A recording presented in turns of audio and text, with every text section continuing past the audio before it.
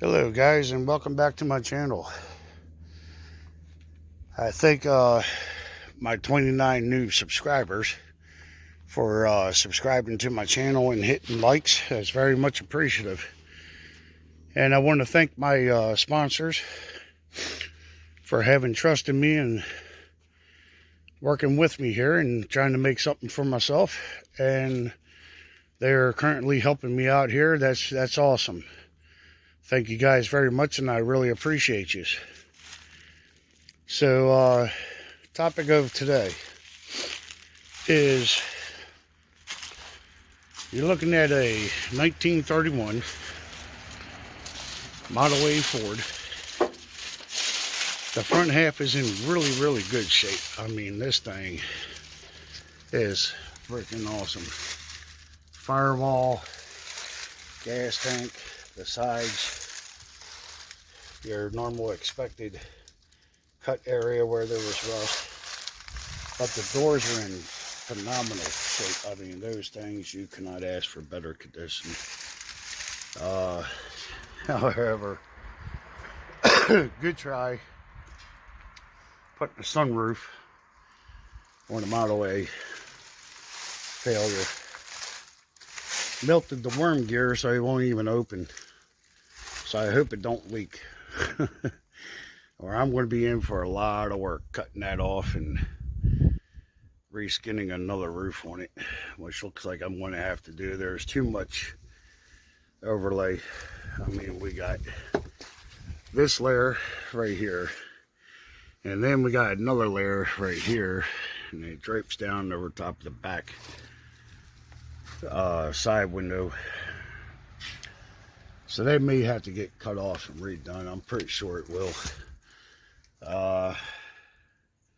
There's some scarring there. The doors are overlapping the body.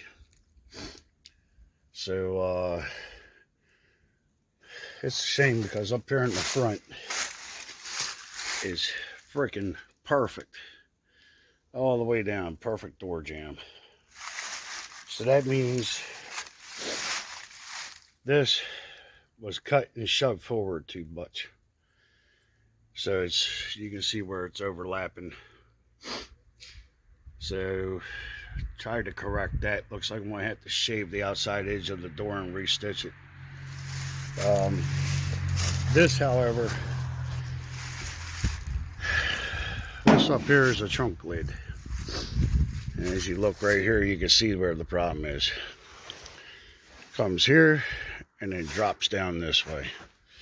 What they've done is they went underneath and they cut the support. So there's no curvature to that at all. It's a straight line.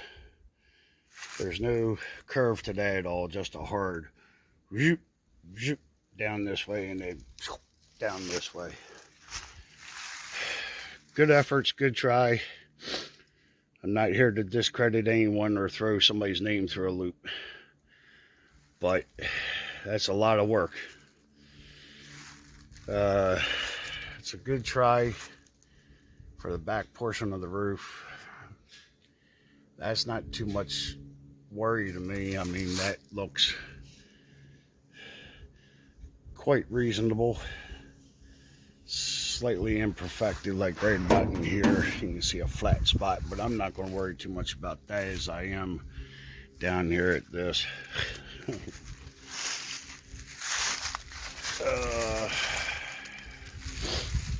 So over here it's really bad. You can see it over here. You can see the choppiness here.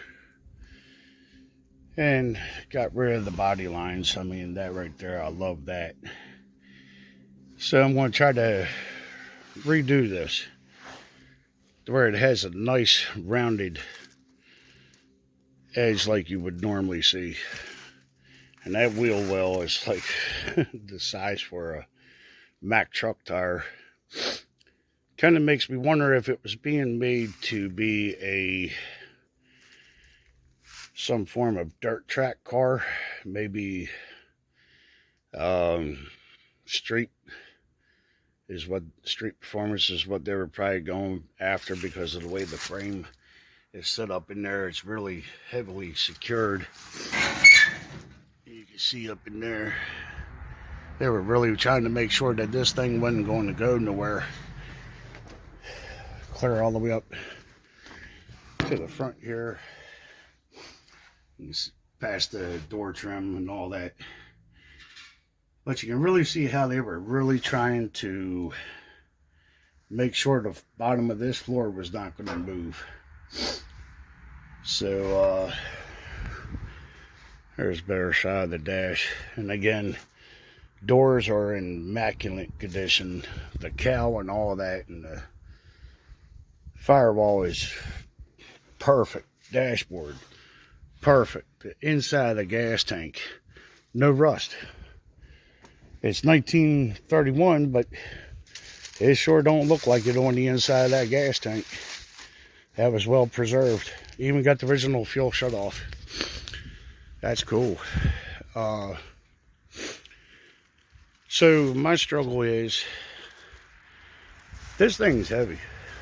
It took 5 of us to load this guy up onto my friend's trailer, and then luckily for me, when I got it back here, my friend has a crane, but it's down for the moment. Blew a line. So I don't have a way to pick this up and move it nowhere. So the whole time my mind's been thinking, yeah, I gotta move it, I gotta move it, I gotta get it off this trailer. I wasn't thinking, well, I'm gonna move it from there and stick it on my ladder rack homemade work table. When this is skinnier, I cut this trailer, it was pieced together, it's homemade. For the price, I couldn't beat it. But it needs to be taken apart, redone, reinforced. The metal that was used on here is, I'm surprised this body's actually sitting on there. So it means that this thing has to get redone anyway. I'm going to make this my work table.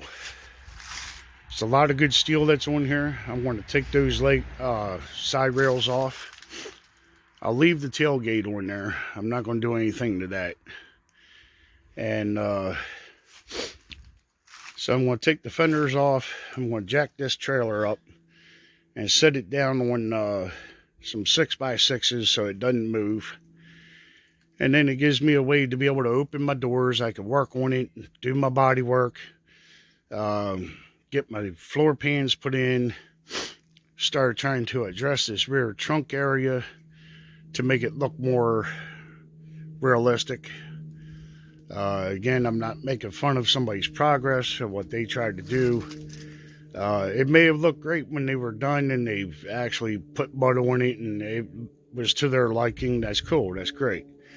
It's just not for me. Got a brake booster for it. Got my brake pedal arm and all that.